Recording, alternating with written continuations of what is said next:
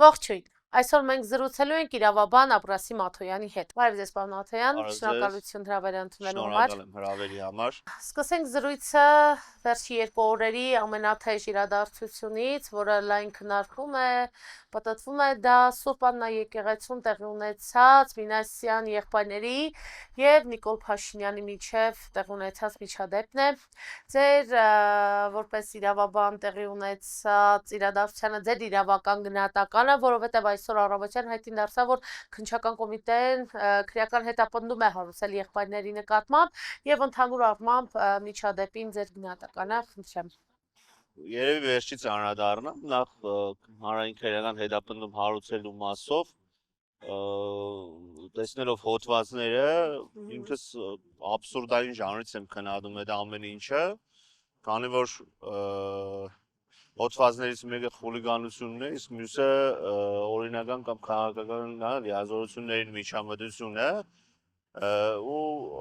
ըստ էության ինձ համար առնվազն անհասկանալի է, թե եկեղեցում կիրակի օրը Սուրբ Պատարագի ընթացքում ինչ օրինական կամ քաղաքական գործունեություն է ծավալում երկրի ղեկավարի աթոռը զբաղեցնող անձը ու ինչպես է առնվազն քննիչը կամ կոմիտեի պաշտոնատար անձին հիմնավորելու այդ ամեն ինչը, քանի որ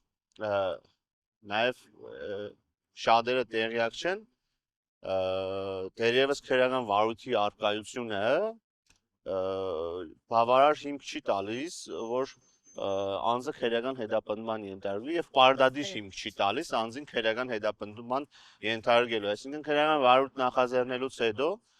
առնվազն պետք է նախաքննություն կատարվի, նախաքննության ընթացքում փաստական հիմքեր ձեռք բերվեն, որովհետեւ անձին կարողանան մեղադրանք ներկայացնել, այսինքն որոշում կայացվի հանրային քրեական հետապնդում հարուցելու մասին։ Ընթացակարգից կարող եմ նաև ասել, թե ինչներ ուշագրավ ինձ համար ու աբսուրդային որոշակի առումով հետևյալը, որ տղաների ձերբակալությունը տևական ժամանակ անց իրականացվեց, որը ըստ էության կարելի է դիտել որպես քրեադատավարական նորմերի ու ձերբակալման ինստիտուտի խախտում։ Ու երկրորդ հերթին, թե ինչից ծագեց այդ ամեն ինչը, տեսանյութերից առնվազն հանրությանը եւ նաեւ ինձ համար պարզ է, որ անվտանգության աշխատակիցները ինչ որ հրմշտոց էին սկսել տղաներից մեկի, հա,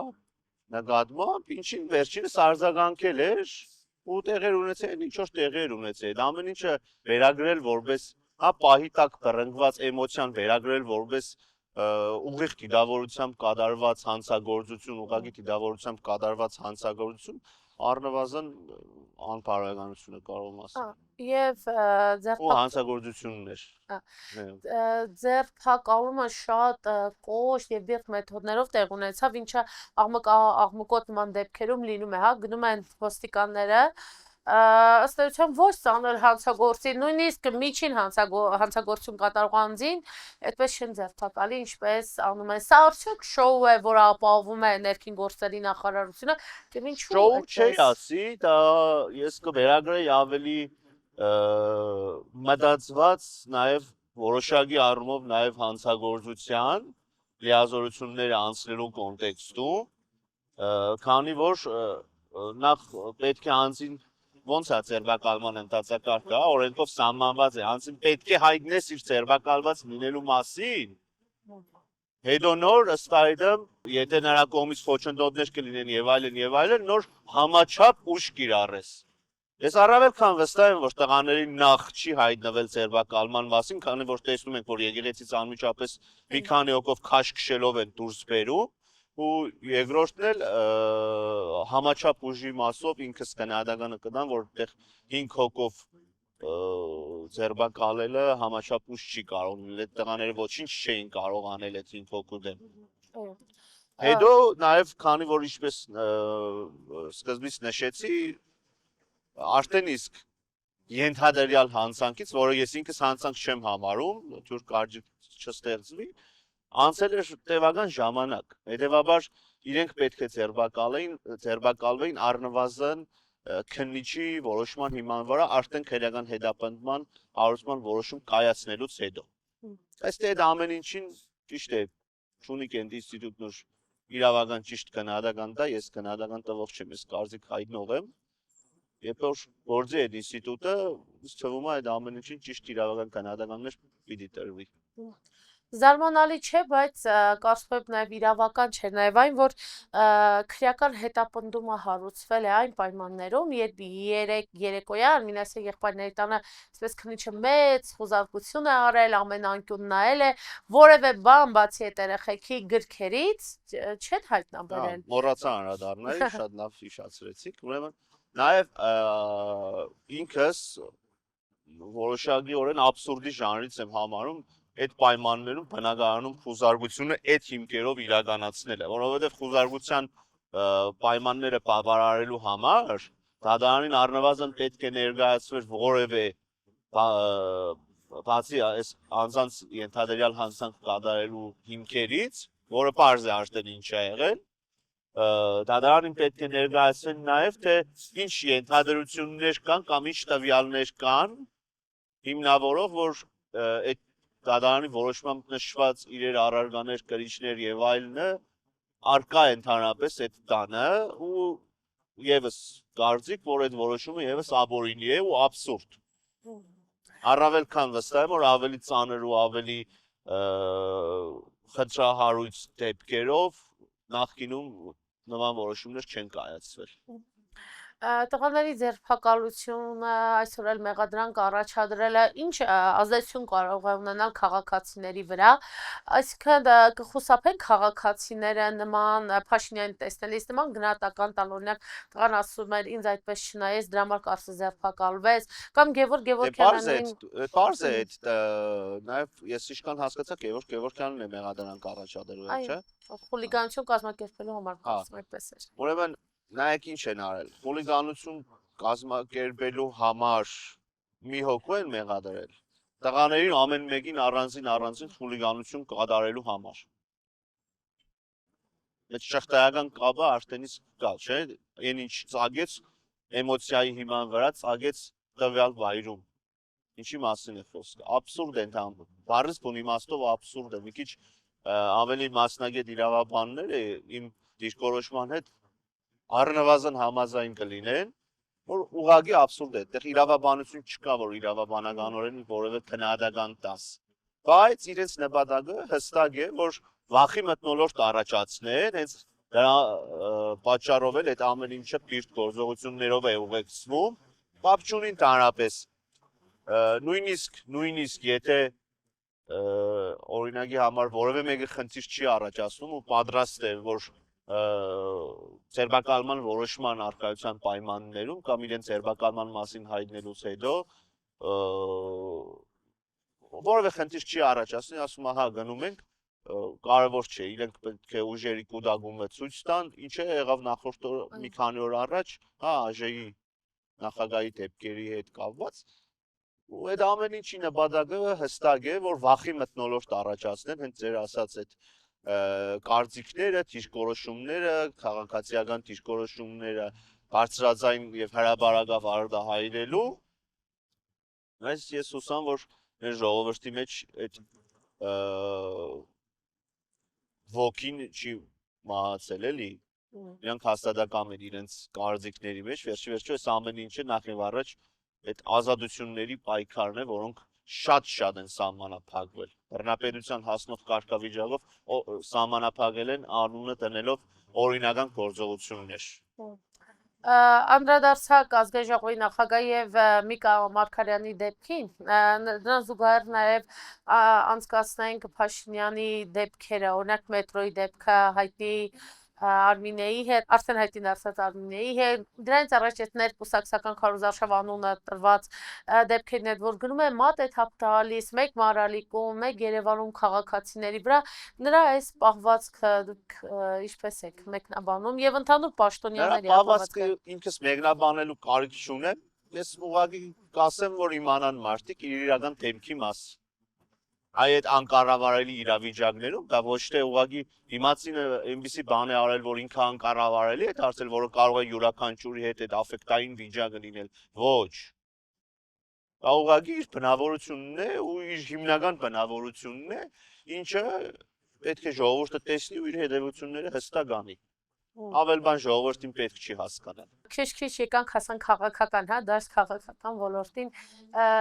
Ձեր կանխատեսումները ինչպիսին են, ինչ եք կարծում, նայելով դիտարկելով, հա, ընդդիմադիր դաշտը քիչ-քիչ արդեն պարզ է, ուրվագծվում է, ովքեր են մասնակցելու, ովքեր չեն մասնակցելու, ինչպես են մասնակցելու, ինչ ում կընտրի ժողովուրդը։ Ժողովուրդը հələ պետք է հասկանա ում ընտրի, քանի որ ընդհանուր հավաքական կարծիք, նաև քաղաքական ուժերի քննադատանի արդյունքում պարզ է, որ ինչ-որ մի հատ մեկ ֆիգուր չկա, էլի, մեկ քաղաքական ֆիգուր չկա, որ կարող է ընտրվել բացարձակ մեծամասնության պայմաններում։ Կարևորը ով ընտրվելն էլ չէ իմ համար ավելի կարևոր է, որ մեր ժողովրդի մեջ վերականգնվի միասնականության ուժ տվող գաղափարը ու իրանք կողմնորոշված չընտրեն առնվազն այս իշխանություններին։ Ես նաև դեմ եմ այն խուսույթին, որ բոլորին դեմ եմ, չկա նման ընդհանրապես դիրքորոշում, մարդ հստակ պետք է եղած ուժերի մեջ իր քաղաքացիական դիրքորոշումը, քաղաքացիական պարտքը որպես այդպեսին կատարի, որպեսզի որոշվի մեր հետագա ճակատագիրը, մեր ժողովրդի ճակատագիրը, Հայաստանի Հանրապետության գոյության ճակատագիրը եւ Հայաստանի Հանրապետության ինչպիսի գոյության ճակատագիրը։ Կարևորը շատ միասնականն է, որոշակի առումով ընդդիմության դիրքորոշումները ինքս կովելի եմ համարում, քանի որ այդ ընդգծված բանը չկա, հա, ճշնամանքը չկա, գրեթե բոլոր ընդդիմադիր, բացի fake ընդդիմադիրներից, հա, բոլոր ընդդիմադիրների հիմնական ուժերի կեցվածքը այն է, որ այս իշխանություններից պետք է ժամ առաջ ազատվել ու Բայց փորձել դիմադիր դաշտում կնայեք պարոն Աթոյան, գզվռտոցներ կան, օրինակ Հանրապետականը եւ Քոչարյանը։ Չէ ասի, այդ լուպայով եթե բոլորին նայենք, բոլորն էլ հա տարբեր ընտանիքներում, հա, տարբեր հարևանների մեջ նույն խնդիրները կա։ Պետք չէ այդքան շատ մանրամասն մտնել այդ դաշտ, վերջիվերջո որոշակիորեն նաև նրանց ենք կաշկանդում իրենց գործառույթներն իրականացնելու համար։ Առնվազն ես երկուսի վերաբերյալ էլ կարող եմ ասել երկու նախագահների, որ առնվազն ենթադրելի ու սպասելի է, որ խորագիտություն կունենան այս ամեն ինչին վերջ դնելու ու սպասելիքներս շատ մեծ են։ Ոչ միայն, բայց քանի որ իրենց նշեցիք, իրենց մասով եմ ասում։ Դուք կանխատեսում եք, որ ընդդիմությունը կհաղթի այս դրություններում։ Ես ցանկանում եմ, որ ընդդիմությունը հաղթի ու միասնական հաղթի։ Եթե Փաշինյանը, այսպես կարծիքներ կան, հա, կանխատեսումներ, որ Փաշինյանը եթե վերընտրվի, ինչ-որ իրավական այդ տերոր է լինելու, վատ բան է էլի սպասվում այս գործիչներին։ Դուք Այս եղած ամեն ինչը ավելի է խորանալու ու ավելի բիրտ ձևով է խորանալու։ Քանի որ պաշտոնավարումը եթե անցնի նորից, հա, էլի 5 տարի պաշտոնավարելու է, դե պարզ է արդեն ինչ է անելու։ Ներկայային արդեն իսկ խոսքի ազատություն չունենք։ Առնվազն խոսքի ազատություն չունենք, այսինքն ես կարող եմ կարծիք արտահայտել հաջորդ օրը քննչականը հայտնվի մեր տանը կամ որևէ հայտարարություն անել կամ Facebook-ում մի բան գրել, իրենք դիտեն որպես բռնության կոչ։ Ինքս չեմ կաշկանդվում։ Ինքս չեմ կաշկանդվում, մասնագիտությունս էլ թույլ է տալիս մաքսիմում փորձել այնպիսի ասելիքս այնպես ձևավորել, որ հա իրավական խնդիրներ չառաջանան, բայց իրանց դա չի խանգարում։ Ընդհանրապես իրանց դա չի խանգարում։ Ես տարբեր օրինակներ կարող եմ բերել, որոշակի նույնիսկ դեպքեր կան, նաև դատական պրակտիկան եմ ուսումնասիրում, որ օրինակ նույն հոդվածով, ինչ հոդվածով Միքայել Սրբազանին են մեղադրում, մարդիկ բարոյականության կոնտեքստում, եթե խոսույթները քննադատենք, շատ իրավական ամեն ինչի մեջ չխորանան։ Մարդիկ արդեն իսկ արտարացված են։ Ըստ Միքայել Սրբազանը 9 ամիս արդեն հաստատի ազատությունից զրկված է, կալանքի տակ է։ Այսինքն տարական բարոյականությունը չունի նույնիսկ։ Եթե ձեր նպատակը խոսքը սահմանափակելն է, որտեղ սարսափում եք այդ խոսքից, խոսքը սահմանափակեք առանց ազատությունը սահմանափակելու։ Չէ, ես հակառակ պնդումը կանեմ, որ դուք շարունակաբար խոշտանգում եք մարդկանց։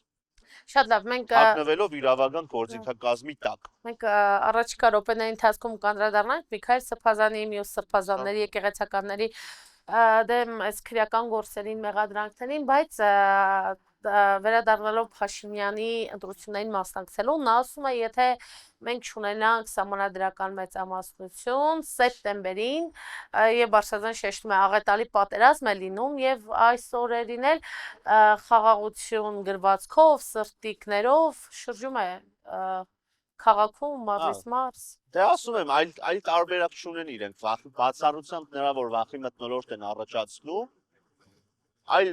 գործիքակազմ չեն կարող գտնել ժողովրդին իբր թե իրանց կողմը քաշելու համար։ Խորագներ ժողովուրդը խորագետ ժողովուրդ է։ Մի անգամ 2018 թվականին Փաշինյանի սադերին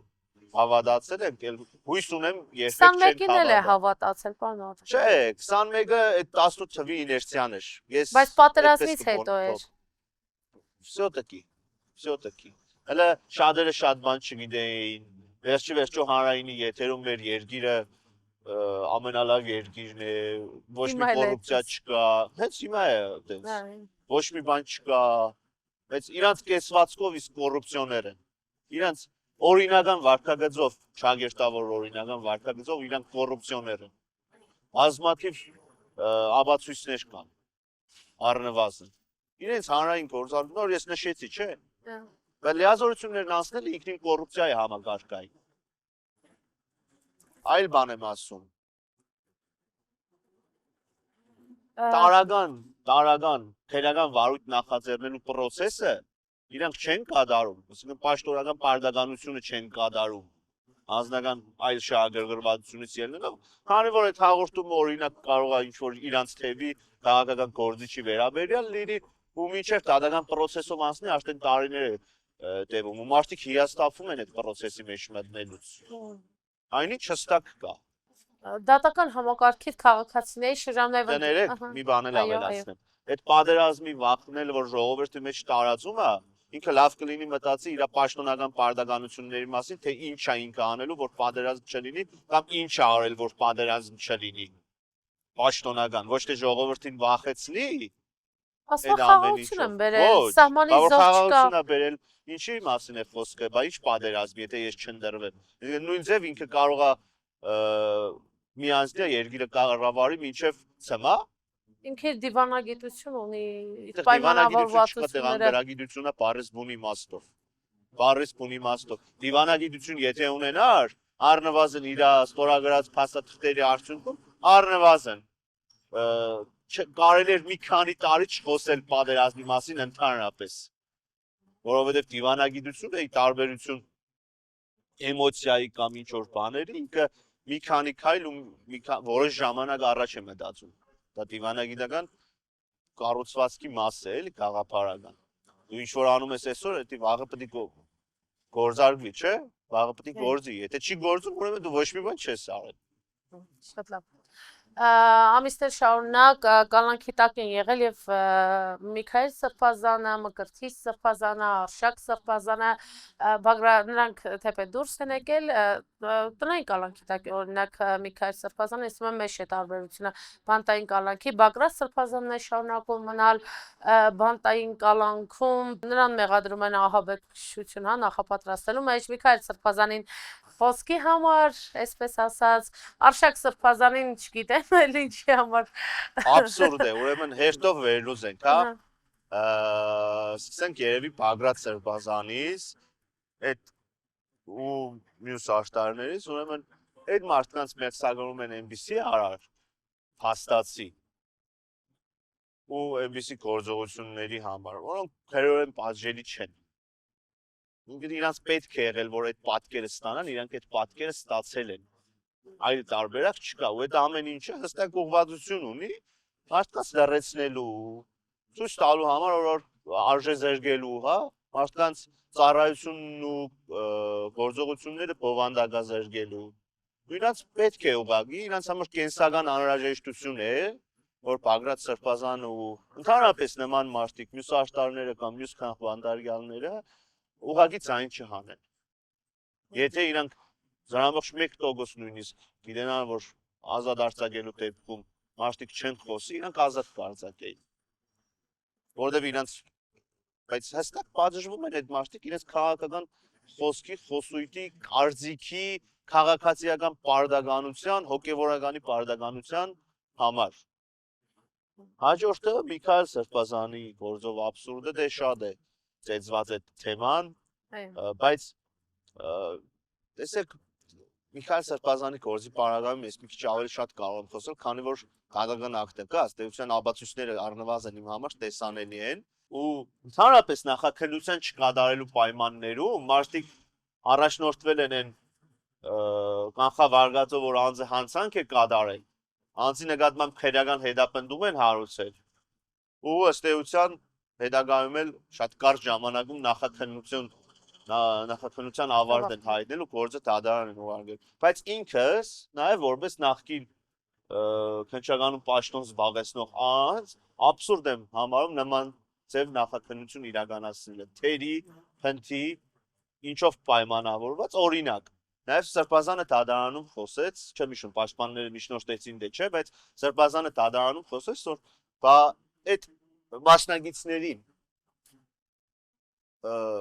խոսույթի ժամանակ, հա, Գալաթիվի հարաբերակաց հարցաքննված չեն։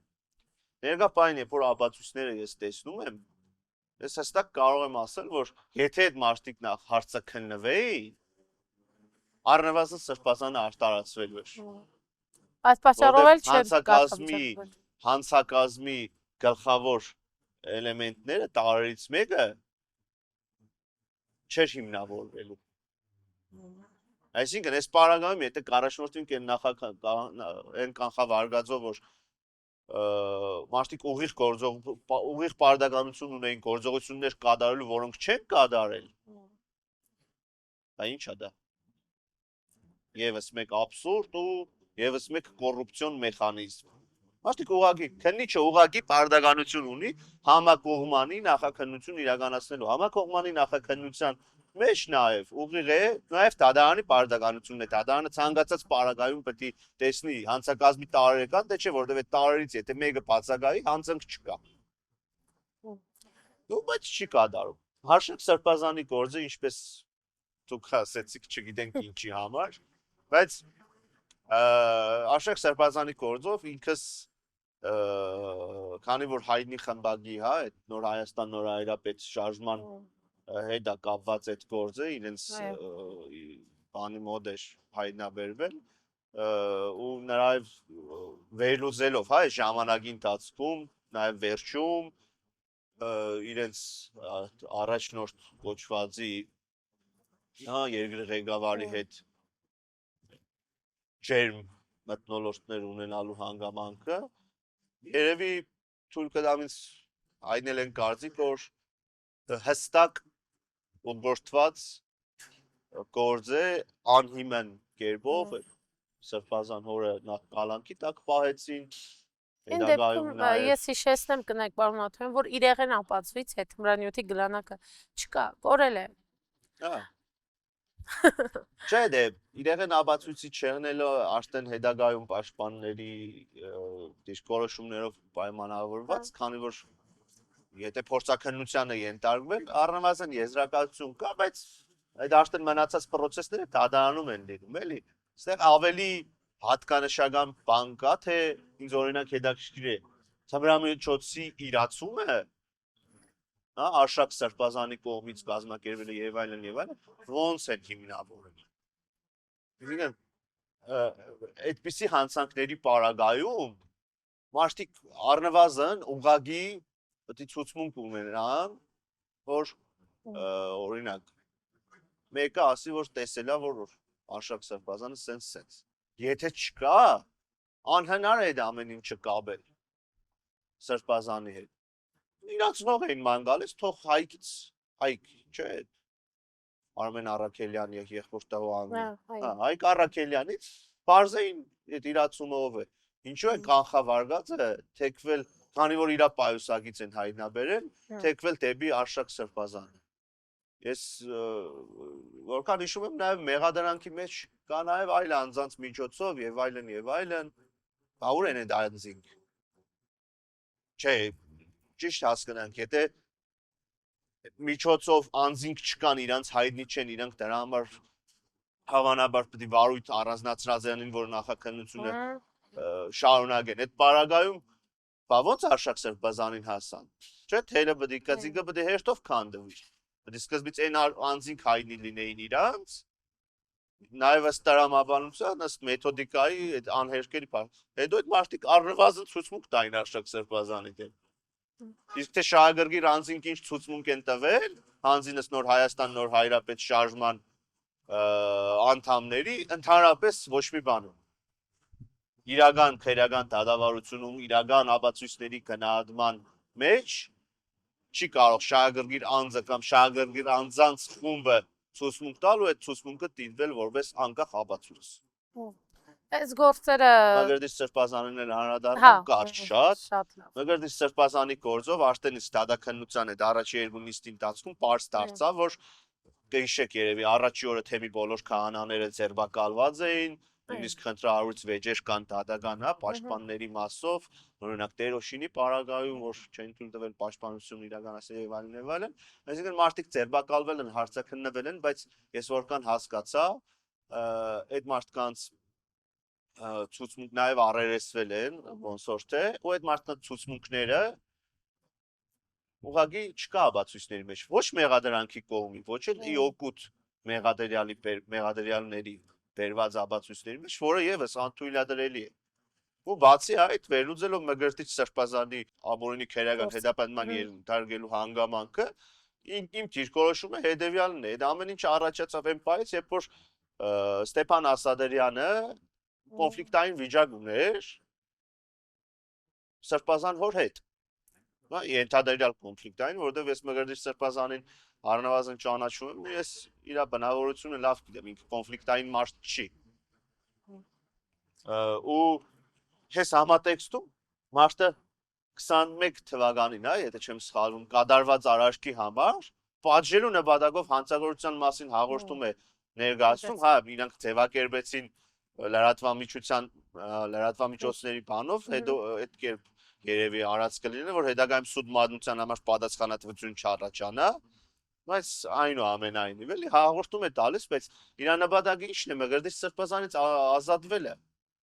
Հարցը ընդհանրապես հանցանքի մասին 3 տարի լռել ես, հիմա հայտնում ես, որ ինչ, 4 տարի ներողություն։ Այսինքն հստակ մարդու դիտավորությունը արդեն սպարզ է, պատժելը։ Չմոռանանք նաև վեհապարին մեղադրանք առաջադրված, մուտքը, այո, ամենաաբսուրդ բանն է, դե դրա ենթատեքստը առավել քան պարզ է, իրենց հասկացողության մեջ եպիսկոպոսած ժողովը խափանելը եւ այլն, բայց կամ ավելորդ խոչընդոտներ ստեղծելը, բայց Փառք Աստծո, առավել քան եկեղեցու առաջնորդի շուրջ համախմբված են մյուս թեմակալ առաջնորդներ ու բարձր եկեղեցական աստիճան ունեցող անձինք, քահանաները, նաև ժողովուրդը, ինչը պնդելը կարելի է հստակորեն պնդել։ Այդ ամեն ինչը մեր աղոթքները միշտ վեհապարի ու մյուս բոլոր անձանց, մեր քաղբանդարգյանների հետ են, որ իրանք կարողանան դիմակայել եւս մի քանի ամիս։ Եղավ, շնորհակալ եմ շատ բան արտանձվից համար։ Հարգելի հեռուստադիտողներ, ես հիշեցնեմ, որ այսօր զրուցում էի իրավաբան Աբրասիմ Աթոյանի հետ, լավ մնացեք։